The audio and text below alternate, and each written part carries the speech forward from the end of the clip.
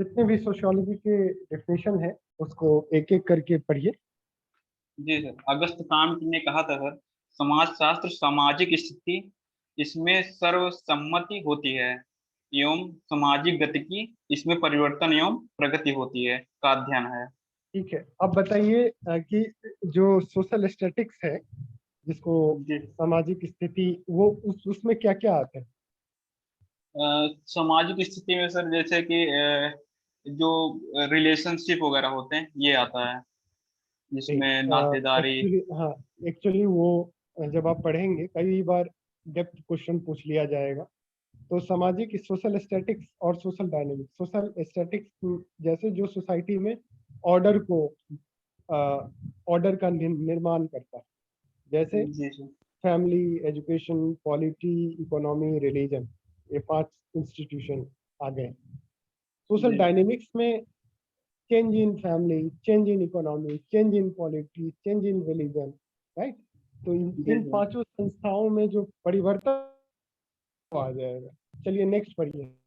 Next है Leicester F ward का, समाज शास्त्र समाज का विज्ञान है। और सर तीसरा है ओडम का, समाजशास्त्र वह विज्ञान है जो समाज का अध्ययन करता है। और फिर चौथा है एफ एच गिडिंस का, समाजशास्त्र समग्र रूप से समाज का क्रमबद्ध वर्णन तथा व्याख्या है। और सर फिफ्थ का है जिस वर्ड का, अच्छा, इस समाजशास्त्र। हाँ, जी सर। जिस वर्ड का क्या है? समाजशास्त्र सामान्यतः समाज के विज्ञान के रूप में परिभाषित किया जाता है। और मैकाइवर एवं पेज ने लिखा है, समाजशास्त्र सामाजिक संबंधों के विषय में है, संबंधों के इस जाल को हम समाज कहते हैं। और सर नेक्स्ट है सिमिल का, समाजशास्त्री मानवीय अंतर संबंधों के स्वरूपों का विज्ञान है। हम्म और ये यंग द्वारा ये बहुत इम्पोर्टेंट है। सिमिल का सर। सिमिल का, हाँ, सिमिल का इम्पोर्टेंट है। जी सर, ठीक लगा लिया। और यंग द्वारा लिखा गया है, समाजशास्त्र समूहों में मनुष्यों के व्यवहार का अध्ययन करता है। जी सर, नेक्स्ट है जॉनसन का, हम्म समाजशास्त्र सामाजिक समूहों का विज्ञान है। हम्म और क्यूबर का लिखा हुआ है, समाजशास्त्र को मानव संबंधों के वैज्ञानिक ज्ञान के ढांचे के रूप में परिभाषित किया जा सकता है। और सर रोज का लिखा हुआ है, समाजशास्त्र मानव संबंधों का विज्ञान है। हम्म और बेनेट एवं ट्यूमिन का लिखा हुआ है, हम्म समाजशास्त्र सामाजिक जीवन के ढांचे और कार्यों का विज्ञान है। और नेक्स्ट है मोरिस गिन्सबर्ग का, हम्म समाजशास्त्र मानवीय अंतःक्रियाओं और अंतः संबंधों, उनकी दशाओं और परिणामों का अध्ययन है। और नेक्स्ट हर्बर्ट स्पेंसर का जिन्स लिखा हुआ है। जिन्सबर्ग का जो है वो भी याद जी सर। करके रखिएगा, कई बार ये पीजीटी एग्जामिनेशन में आया। जी नेक्स्ट सर। पढ़िए। नेक्स्ट है हर्बर्ट स्पेंसर का, हम्म समाज के विकास का उद्विकासी सिद्धांत से अध्ययन किया और समाज के विकास को सैनिक से औद्योगिक समान बताया। ठीक है। हम्म और नेक्स्ट है दुर्खिम का, हम्म सामाजिक तथ्य मानव के विचार, व्यवहार एवं अभिव्यक्ति के तरीके पक्ष है, जो बाध्यता व सामान्यता की विशेषताओं से युक्त है। ये जो आपने डिफिनेशन लिखा है वो जी उस सर। तरह का डिफिनेशन नहीं है। वो एक्चुअली जी। जो स्पेंसर के कुछ कॉन्सेप्ट हैं, जैसे सोशल फैक्ट है। सोशल जी सर। फैक्ट का ये डिफिनेशन है, सामाजिक तथ्य जिसको कहा है। ये। सामाजिक, हाँ, सोशियोलॉजी को डिफाइन करते हुए उन्होंने कहा कि समाजशास्त्र जो है सोशल फैक्ट का स्टडी करता है, और जी सर। समाजशास्त्र जो है वो कलेक्टिव कॉन्शसनेस का शास्त्र है, कलेक्टिव कॉन्शसनेस का अध्ययन करने वाला शास्त्र है। और उस ये जो बाध्यता और समानता जो है, यही जी सोशल सर। फैक्ट का फीचर होता है। अच्छा 3 अच्छा। कैरेक्टर हो, कोई कोई भी तथ्य, सामाजिक तथ्य तब बनता है जब जी उसमें सर। बाह्यता हो, जब उसमें बाध्यता हो, और जब जी। उसमें समानता हो। ठीक है। हाँ, जी नेक्स्ट सर। कर। नेक्स्ट है मैक्स वेबर ने लिखा है, समाजशास्त्र वह विज्ञान है जो सामाजिक क्रिया के व्याख्यात्मक बोध द्वारा उसके दिशाक्रम एवं परिणामों के कार्यकरण विश्लेषण पर पहुंचने का प्रयास करता है। हम्म नेक्स्ट है बुगार्डस के अनुसार, हम्म समाजीकरण वह प्रक्रिया है जिससे व्यक्ति मानव कल्याण के लिए एक दूसरे पर निर्भर होकर व्यवहार करना सीखते हैं और हम्म। ऐसा करने में सामाजिक जिम्मेदारी व संतुलित व्यक्तित्व का अनुभव करते हैं। हाँ ठीक है, ये वोगाडस का समाजीकरण का डेफिनेशन है। जी जी। तो ये इसी तरह से जो है, आप डिफिनीशंस और कथन को याद रखेंगे तो जी बहुत सर। सारे क्वेश्चन जो है आप इजीली सॉल्व कर। सर उनका नहीं मिला, हर्ट कोविड कोविडिस का। हर्ट्ज का डिफिनीशंस तो कल्चर का डिफिनीशंस है, लेकिन अच्छा। कोविड्स भी सोशियोलॉजी को डिफाइन करते हुए जी कल्चरल सर। स्टडी के डिफिनीशन के टर्म्स में उन्होंने उसको डिफाइन किया है। सिंपल है, सोशियोलॉजी इज द जी science sir. Of study of culture items, cultural items, cultural fact. ठीक है, तो आज जो हम पढ़ने वाले हैं वो जी ग्रुप सर। पढ़ने वाले हैं। तो जी सर। ग्रुप को समझने से पहले इसलिए ग्रुप को समझना जरूरी है क्योंकि दो क्वेश्चन तो ग्रुप से होते ही हैं। जी ठीक है, सर। तो स्क्रीन दिख रही है। जी सर। हाँ, तो इसमें पहले सोशियोलॉजी में ग्रुप कहते किसको हैं? जी सर। ग्रुप सर समूह के निर्माण के लिए पारस्परिक हम्म, जागरूकता होना चाहिए, समान लक्ष्य का होना अनिवार्य है। हाँ, जो इंटरेस्ट है, जी शेयर्ड सर। सोशल इंटरेस्ट, जी। शेयर्ड सोशल इंटरेस्ट होना चाहिए और सेंस जी। ऑफ बिलोंगिंगनेस होना चाहिए। जी सर। सोशल रिलेशन इसी से फॉर्मुलेट होता है। तो जी सर। वीनेस का जो कॉन्सेप्ट है, all group share this factor of interdependence, ये लुइन का कथन है। तो इसको आप याद रखेंगे, लुइन का कथन।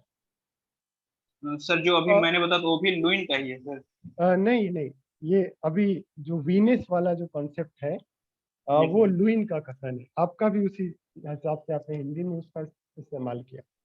ठीक है, जी सर। तो सोशियोलॉजी में ग्रुप स्टडी का बड़ा महत्व रहा है।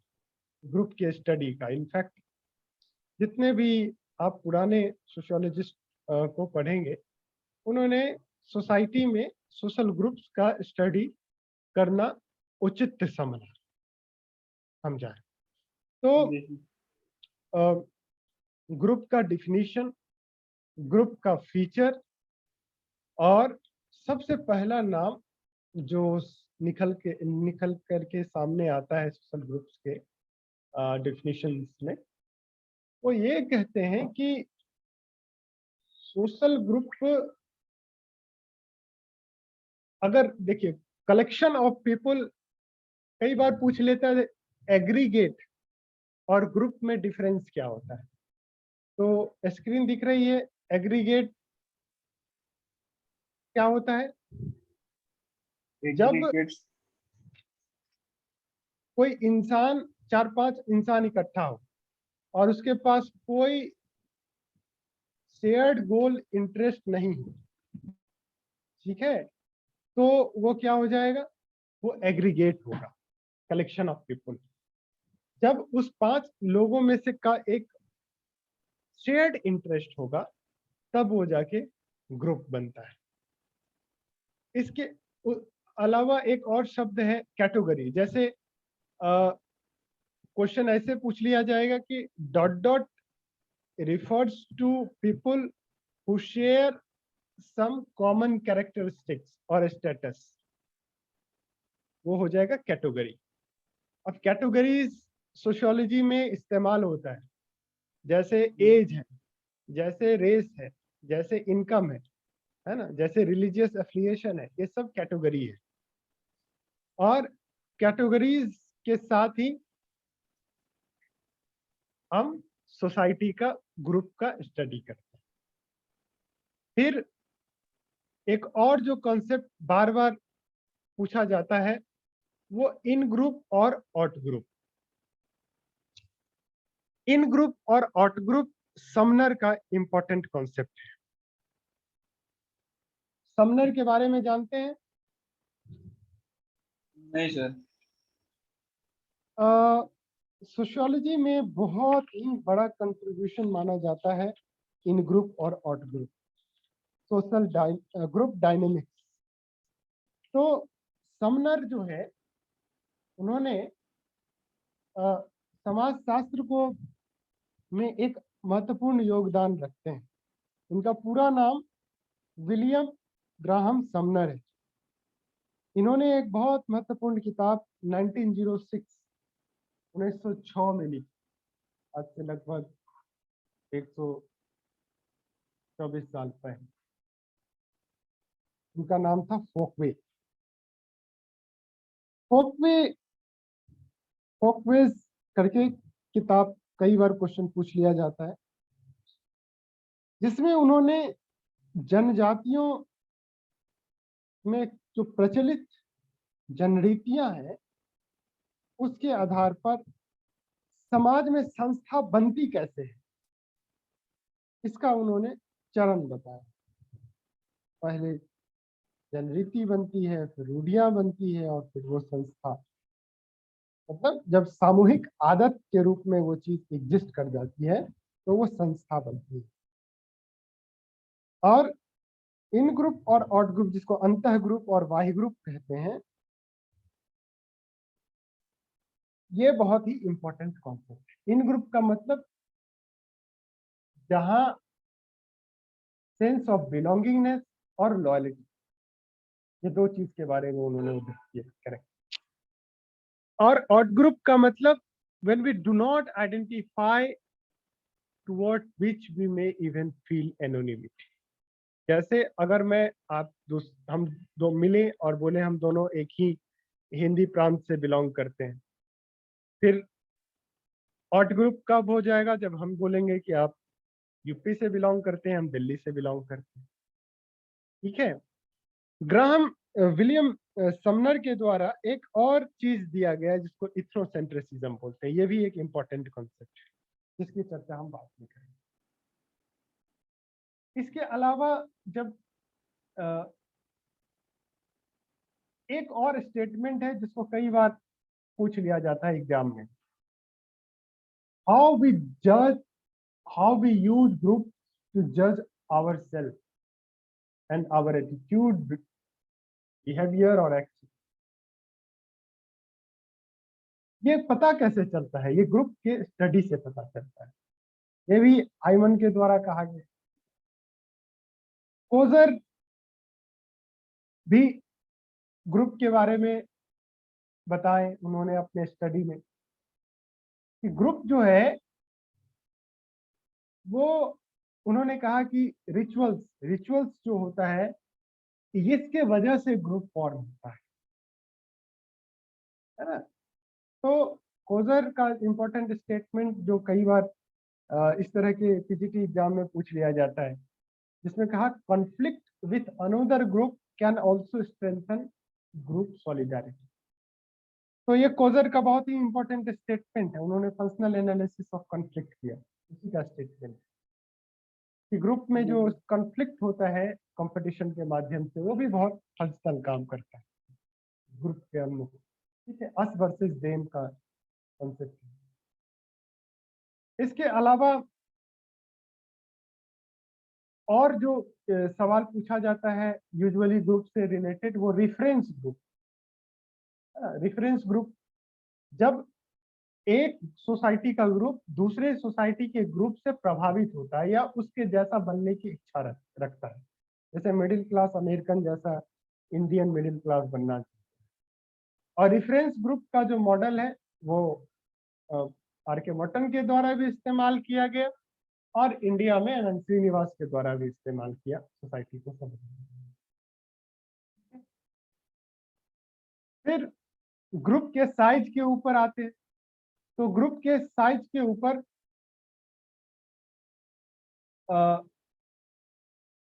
सिमेल का study, Simmel, George Simmel. George Simmel उन्होंने कहा कि ग्रुप साइज के हिसाब से बनता है। इन्होंने डायड और ट्रायड, डायड का मतलब इन्होंने कहा कि जब ग्रुप, एक स्टेटमेंट है, for its life dyad needs both. जब तक जैसे पति और पत्नी की शादी हो, जब तक पति मर नहीं जाता है तब तक वो दोनों एक दूसरे के ग्रुप में रहते हैं। इस तरह के ग्रुप की प्रॉक्सिमिटी को दर्शाने के लिए साइज को दर्शक इन्होंने शब्द का इस्तेमाल किया, डाय। कई बार क्वेश्चन पूछ लिया जाता है कि सोशियोलॉजी में ग्रुप के साइज के आधार पर सोशल ग्रुप का क्लासिफिकेशन कौन सोशियोलॉजिस्ट की, ठीक है। तो सिमेल डायट के अलावा एक और तो 3 पर्सन होता है तो उसको बोलते हैं ट्रायड। सिमेल कहता है जब वो जो तीसरा पर्सन है वो मेडिएटर होता है दो लोगों के बीच, और इस तरह का रिलेशन से सोसाइटी की गवर्निंग रिलेशन चलता है। तो कई बार social interaction is group size, इससे सवाल आ जाते हैं। नेटवर्क से रिलेटेड कुछ सवाल आ जाते हैं कभी कभी कि नेटवर्क का मतलब क्या होता है। एक pattern relationship that connects us with those outside our neighbours. जैसे सोशियोलॉजिस्ट बैरी वेलमैन है, उन्होंने नेटवर्क के मद्देनजर सोशल ग्रुप का स्टडी किया, है ना। और सोशल नेटवर्क हर जगह एग्जिस्ट करता है, किनशिप स्टाइल से लेके, है ना, हर जगह सोशल इवेंट्स तक, ठीक है। फिर क्वेश्चन कभी कभी आ जाता है ग्रुप डायनेमिक्स को लेकर। ग्रुप डायनेमिक्स का मतलब the scientific study of groups and group process. इसको लेके कई बार सवाल आ जाते हैं, ठीक है। फिर मैं आपको इसीलिए बता रहा हूँ क्योंकि एक्सप्लेन नहीं करूंगा, शॉर्ट्स में बताते जाऊंगा ताकि आप उसको ध्यान में रखें जब सोशल ग्रुप को पढ़ें। अब जब ग्रुप डायनेमिक्स में ही प्रोसेस, जैसे कैसे ग्रुप फॉर्मिंग होता है, ग्रुप का सोसाइटी पर क्या प्रभाव होता है ना, conformity, conflict, leadership, decision making, ये सब चीज को हम पढ़ते हैं। तो ग्रुप फॉर्मेशन, ग्रुप फॉर्म कैसे होता है, तो उसमें सोशल नॉर्म्स बहुत बड़ा इंपॉर्टेंट रोल प्ले करता है ना। इसीलिए कई सारे सोशियोलॉजी के बुक में जब ग्रुप सोशल ग्रुप का स्टडी होता है तो ग्रुप ऑर्गेनाइजेशन भी पढ़ाया जाता है। ऑर्गेनाइजेशन में लीडरशिप के बारे में पूछा जाता है, लीडर कैसे बनता है, लीडरशिप क्या होता है ना। पहले बीए लेवल पे पढ़ाया जाता था लीडरशिप वगैरह सब, अब तो हालांकि नहीं पढ़ाया जाता। तो फिर पावर्स, ग्रुप डायनेमिक काम करता है पावर के आधार पर। पावर मतलब the ability to influence other even if those other resist. ये मैक्स वेबर का इंपॉर्टेंट कथन है। पावर रिलेटिव होता है, power is measured in relation to one another, measured in group, ठीक है। कोर्सिव पावर, लेजिटिमेट पावर जिसको हम ऑथोरिटी कहते हैं, है ना। एक्सचेंज थियरी वो भी पावर को समझाता है, जैसे ब्लू ओमेन ने कहा है कि एक्सचेंज थियरी जो है focuses on alternative people have और think they have in various situation है। रिलेशनशिप में भी हम पावर का इस्तेमाल करते हैं। सोशल ग्रुप से रिलेटेड क्वेश्चन कन्फॉर्मिटी से आते हैं। कन्फॉर्मिटी क्या होता है?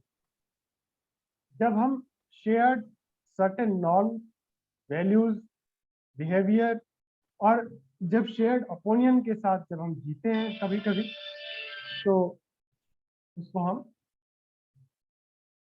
कन्फॉर्मिटी कहते हैं।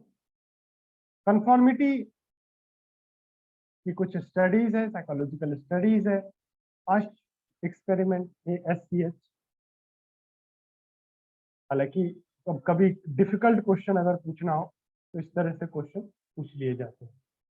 ओबीडियंस सर सर एक क्वेश्चन, टाइप्स ऑफ ग्रुप्स का क्वेश्चन नहीं आता, जैसे कि गिडेंस के अनुसार क्या है? हाँ, और ये इन सब ग्रुप, ऑड ग्रुप, गिरिन के अनुसार किस तरह से, समनर के आधार पे किस तरह से ग्रुप का क्लासिफिकेशन है, बिल्कुल आता है ना। ओबीडियंस का क्वेश्चन कभी कभी कॉम्प्लेक्स क्वेश्चन, जैसे कई PhD एंट्रेंस एग्जामिनेशन में पूछ लिया गया, मिलग्राम्स का स्टडी। हाँ, तो मिलग्राम जी।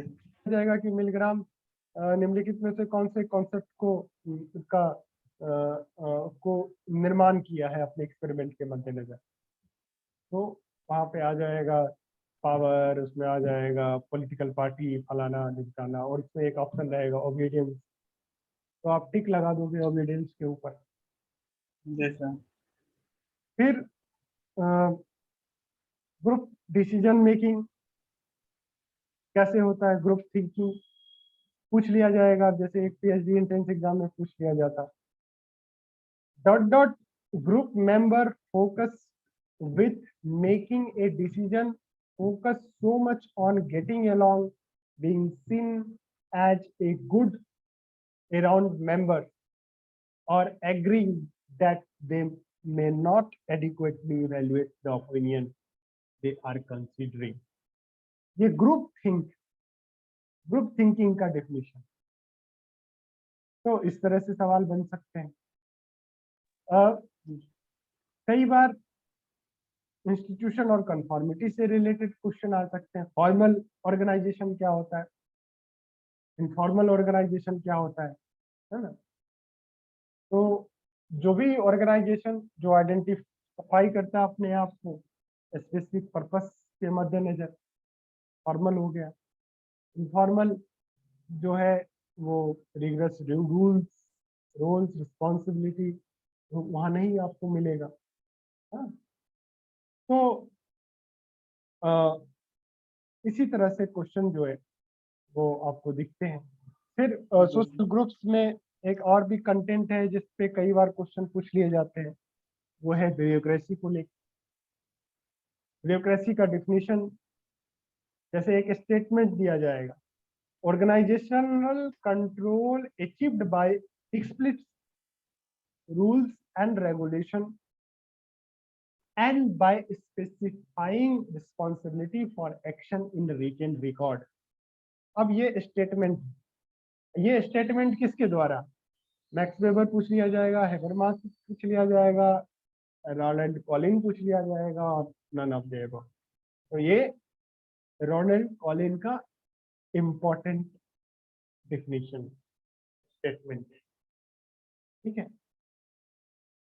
ब्यूरोक्रेसी को डिफाइन करते हुए मैक्स वेबर ने रैशनलाइजेशन प्रोसेस का इस्तेमाल किया। ये रैशनलाइजेशन की वजह से ब्यूरोक्रेसी है ना।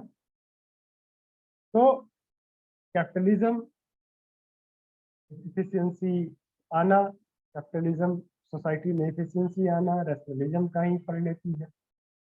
तो weber ideal type of bureaucracy का इस्तेमाल किया। कई बार क्वेश्चन पूछ लिया जाता है, मैक्स वेबर का जो ब्यूरोक्रेसी का कॉन्सेप्ट है उसके 6 इंपॉर्टेंट पहलू हैं। जैसे ब्यूरोक्रेसी को आइडेंटिफाई कैसे किया जाता है, पहचाना कैसे जाता है, क्या मतलब कैरेक्टर क्या है। तो ब्यूरोक्रेसी में पहला जो कैरेक्टर होता है वो हायरार्की होता है। दूसरा जो होता है वहाँ formal rules and regulations governing the organization, this is the second principle. Third feature जो है वो वहाँ रिटन डॉक्यूमेंटेशन,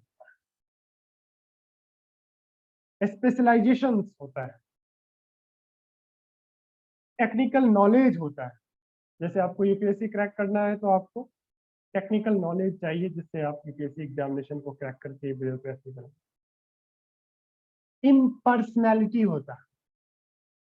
इम्पर्सनैलिटी का मतलब कि organization members are required to follow procedures and deal all clients on the basis of policy. वहाँ personal relation काम नहीं करता है, वहाँ पर्सनल ओपिनियन काम नहीं करता है। पॉलिसी में क्या लिखा हुआ है डीएम उसी के आधार पर काम करेगा। इसी को बोलते हैं इम्पार्शियलिटी। और करियर एम्प्लॉयमेंट, इसके अलावा salary positions, separation of officials और प्राइवेट इनकम एंड ड्यूटीज, ये सब भी पहलू है। तो ब्यूरोक्रेसी से रिलेटेड कई बार सवाल पूछ लिए जाते हैं, ठीक है, उसके कैरेक्टर के ऊपर, फीचर्स के ऊपर, ठीक है। जी सर। एक और कुछ और कॉन्सेप्ट है जो कई कई अनेकों सोशियोलॉजिस्ट ने दर्शाया है। जैसे मॉर्टन ने एक शब्द इस्तेमाल किया था, ब्यूरोक्रेटिक रिचुअलिज्म। ये मॉर्टन का शब्द है, आर के मॉर्टन। उन्होंने कहा था कि ब्यूरोक्रेसी जो है it emphasis on following the rules can be led to inflexibility और समटाइम्स ब्यूरोक्रेटिक रिचुअलिज्म। बेवलेट ने एक शब्द इस्तेमाल किया था, ट्रेंड इनकैपेसिटी। ये कुछ कुछ कॉन्सेप्ट है जो ब्यूरोक्रेसी से मिलता जुलता है। कई बार क्वेश्चन उससे रिलेटेड पूछ लिए जाते हैं। जैसे पूछ लिया जाएगा ट्रेंड इनकैपेसिटी, इनकैपेसिटी का शब्द इस्तेमाल किसने किया था ब्यूरोक्रेसी के प्रोसेस को एक्सप्लेन करने में, तो वेबलेन हो जाएगा। मतलब कि ब्यूरोक्रेसी जो है वो कभी कभी हार्म भी करती है सोसाइटी को। जैसे कई बार जो चीज है वो ह्यूमनिस्ट ग्राउंड पे नहीं लिया जाता है फैसला, जो कानून में रहता है वही लिया जाता है। संवैधानिक होते हुए भी वो फैसला लाभदायक नहीं।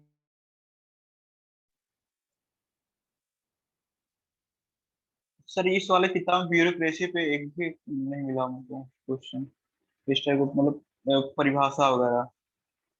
इसमें बस सर सर्टिफिकेट, डिफाइन किया प्राथमिक समूह की अवधारणा, जैसे सी एच कूले था हाँ और संदर्भ समूह है हाँ हाइमन के अनुसार।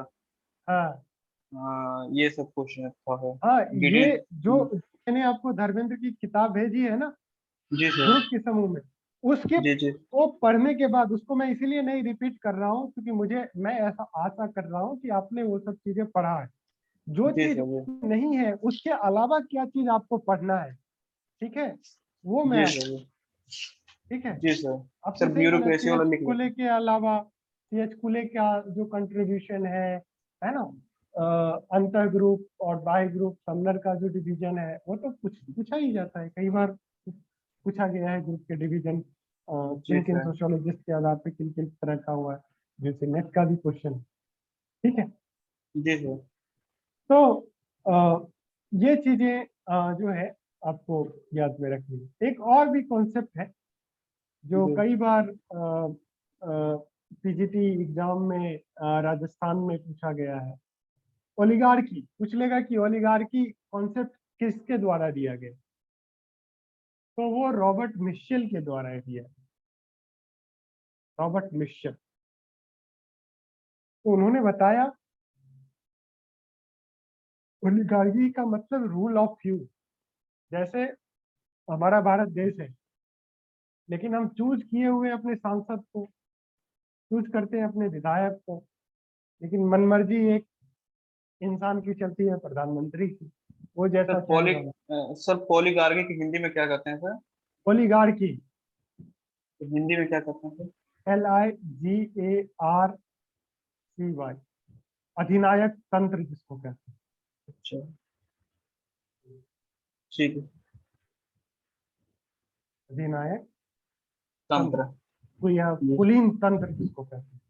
अधिनायक परंतु तो एक एस्ट्रो क्रेसी बोलते हैं, उसी को एलिगार्की करते हैं, कुलीन तंत्र। जी सर। कुलीन का मतलब होता है सम्भ्रांत। संभ्राम, जी सर। तो तो उन्होंने कहा कि ओलिगार्की ऑफ ये, तो मिशेल जो है वो कहते हैं कि ये जो एवरीडे ब्यूरोक्रेसी है यही बाद में ओलिगार्की का रूप ले लेता है। और इसको इस एक शब्द इस्तेमाल किया था मिशेल ही, उसको कहते हैं iron law. Iron law, max weber भी बहुत हद तक बात किया वो। ठीक है, तो डेमोक्रेसी का क्रिटिक करते हुए,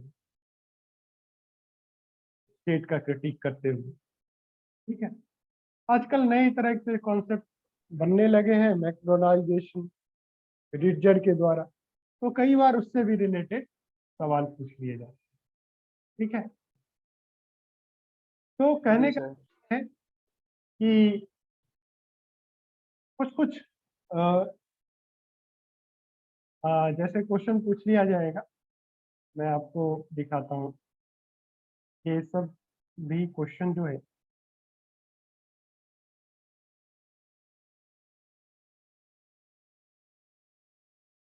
जैसे ये, हाँ, जी सर। पहला, हाँ पहला क्या लिखा हुआ है, पढ़िए उसको, डॉट डॉट।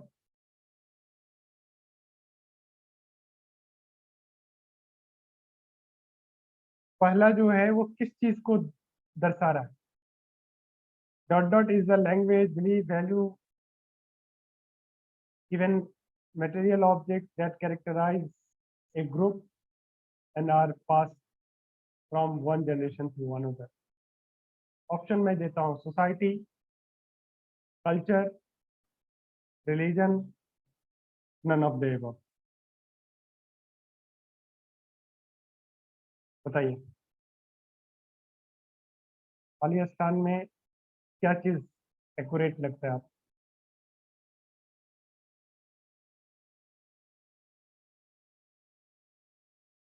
ऑप्शन दोहराइएगा, society, culture, religion, none of the above.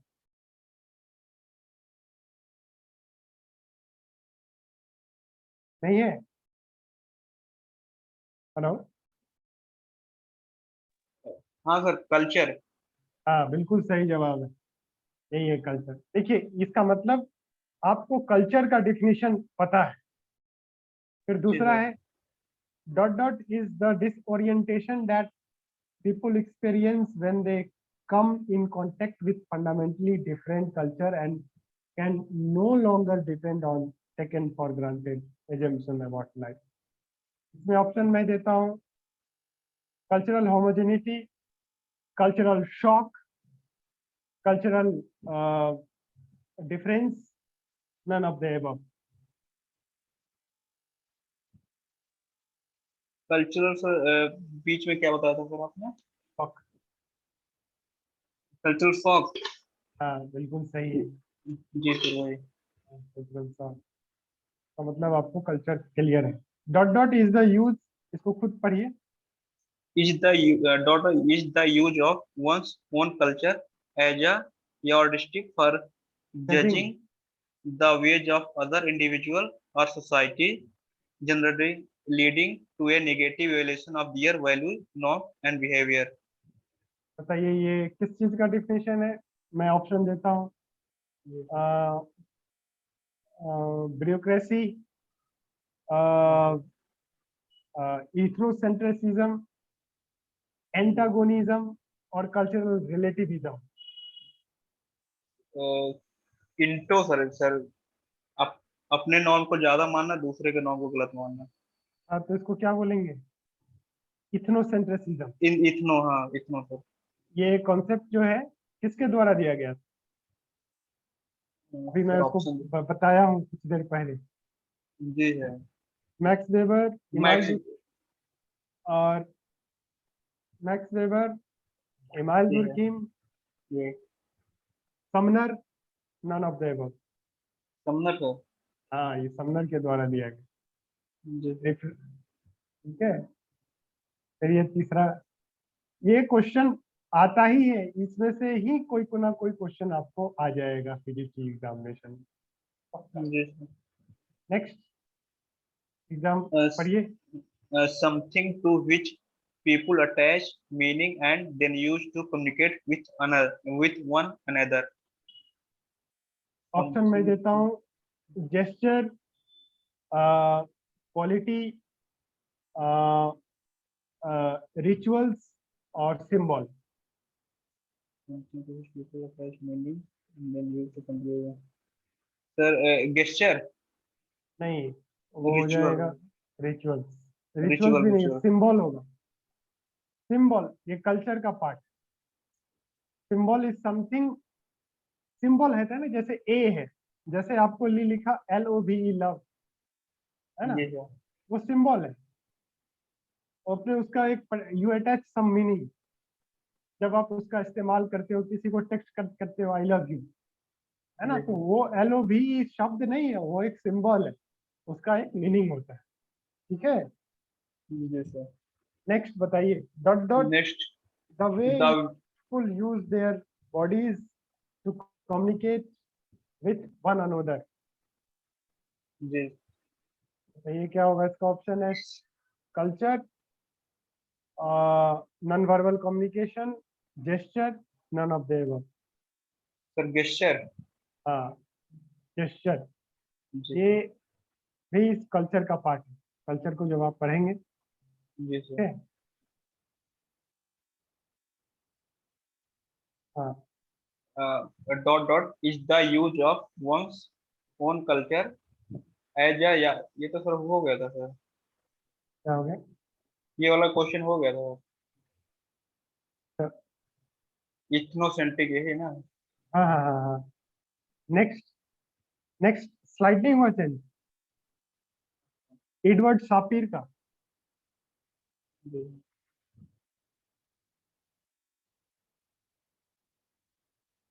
Edward Sapir and Benjamin Orr hypothesis that language creates ways of thinking and perceiving.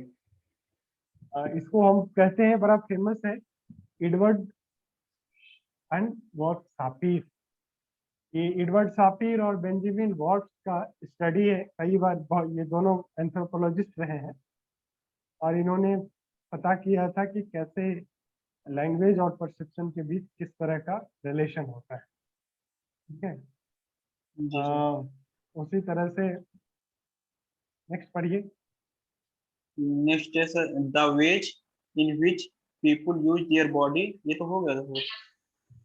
ठीक है। तो उसी तरह से जैसे अगर मैं पूछूं, गौर से सुनिएगा।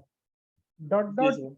The standard by which people define what is desirable and what is undesirable, what is good और what is bad, what is beautiful और what is ugly, ये किसका डिफिनेशन है? नॉर्म का डिफिनेशन है, सेंसन का डिफिनेशन है, या वैल्यू का डिफिनेशन है, या किसी का नहीं? सर पहला क्या नॉर्म्स है, दूसरा वैल्यूज, वैल्यूज, तीसरा सेंसन। सेंसन। हम्म। Sir norms. हाँ, ये वैल्यूज का डिफिनेशन है। नॉर्म्स का तो मतलब एक the expectation of right behaviour, इसका मतलब है नॉर्म। वैल्यूज जो होगा, जब आप कोई चीज अच्छा है या बुरा है, गुड है या बैड है, इसके बीच जब डिफ्रेंशिएट करना शुरू कर देते हो, तो स्टैंडर्ड जब आपके पास आता है, तो उसको हम जी वैल्यू सर। कहते हैं।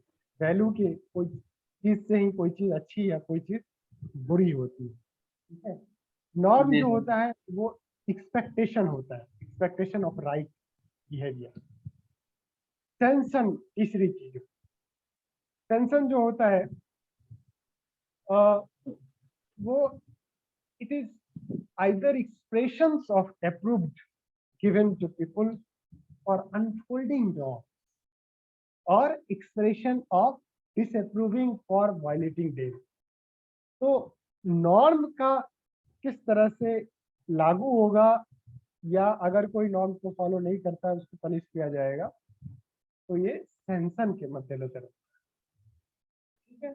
पॉजिटिव सेंसन, नेगेटिव सेंसन, तो ये सब डिफिनीशन से डायरेक्ट क्वेश्चन है, ठीक है।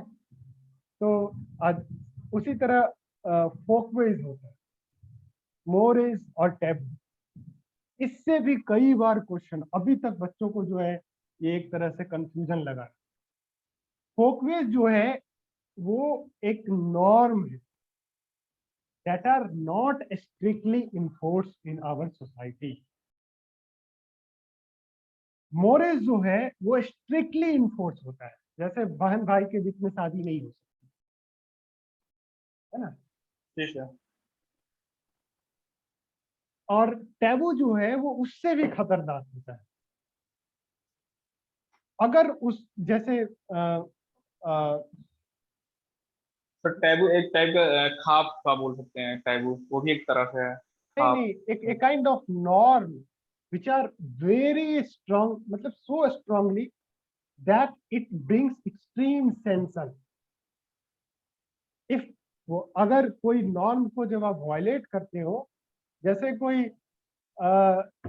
बहन है और किसी भाई का वो अपने ही भाई का बच्चे की माँ बन गई, तो उस ये एक टैबू होगा, है ना। बहुत सारे सोसाइटी में आप देखिए, जैसे केरला में मेटरलिस्टिक सोसाइटी है, जनजाति है, जी जी, तो वहाँ नायनर है, नायर नायर नायर नायर, हाँ। वहाँ मैं वहाँ जो आप जो लड़की है अपने लवर की बच्चे की माँ बनती है और उसका पति जो है कोई और होता है, ठीक है। तो पति पिता, बहुत सारे आदिवासियों में पिता के लिए कोई शब्द ही नहीं, ठीक है। तो ये एक तरह का टैबू है अपने लिए, है ना। तो इस तरह से कई बार कॉन्सेप्चुअल क्वेश्चन पूछ लिए जाते सर हैं। जो हरियाणा वगैरह में जैसे खाप पंचायत चलती है, वो उस किस टाइप का टैबू है? ये भी तो एक तरह से टैबू। तो एक एजेंसी है, सोशल कंट्रोल का एक एजेंसी है। खाप का उसको मतलब, हाँ, उसको टैबू नहीं कहेंगे। खाप तो पनिशमेंट देने का, और सोशल में उसको कहते हैं एजेंसी ऑफ सोशल कंट्रोल। अब पूछ लिया जाएगा dot dot is agency of social control, उसमें एक ऑप्शन तो दिया जाएगा। उसमें भी तो सर ये है कि नियम की गोत्र में नहीं शादी कर सकते, तो वो एक टैबू। एजेंसी है, वो एक एजेंसी है जो कंट्रोल करता है। टैबू जो है एक कॉन्सेप्ट है, मोरिस जो है वो कॉन्सेप्ट है, फोकवेज जो है वो एक कॉन्सेप्ट है। तो देखिए यही क्वेश्चन कई बार पूछ लिया जाता है सब कल्चर और काउंटर कल्चर से लेके। Sub culture, the values that are related behaviour और group that distinguish its member from the larger group, sub group बोलते हैं उसको, है ना। तो ये सब काउंटर कल्चर, सब कल्चर, ये सब कल्चर भी मतलब इससे भी क्वेश्चन रिलेटेड आ सकते हैं, ठीक है। जी सर। तो नेक्स्ट क्लास में और आप सोशल ग्रुप को गहनता के साथ पढ़िए, फिर नेक्स्ट क्लास में हम लोग जो दूसरा सर टॉपिक, सोशल ग्रुप वाला सर जितना था वो मैंने लिख लिया, वो सर मेन जो था। ठीक है ठीक है। तो सोशल ग्रुप के बाद जो दूसरा जैसे टॉपिक है पीजीटी एग्जाम में, उसको हम डिस्कस करेंगे नेक्स्ट क्लास में, ठीक है। तो कल हो सकता है कल हम 50 क्वेश्चन सबसे पहले सॉल्व करें और उसके बाद, ठीक है। तो आप देखना कुछ दिनों में अब आपको कॉन्फिडेंस आने लगेगी धीरे धीरे धीरे धीरे, क्योंकि सोशियोलॉजी को पढ़ाने के लिए 6 महीने 8 महीने काफी, 8 महीने में हर सब्जेक्ट को गहनता के साथ पढ़ा जा सकता है, अगर आप क्या बेसिक्स क्लियर है, अगर आपने मास्टर ढंग से किया है, बीए ढंग से किया है, तो जितना प्रैक्टिस सर मैंने पढ़ के ही पास किया था वो भी सर एक एक हफ्ते पहले पढ़ा था सब कुछ। चलिए चलिए ठीक है, तो इतना 1 घंटा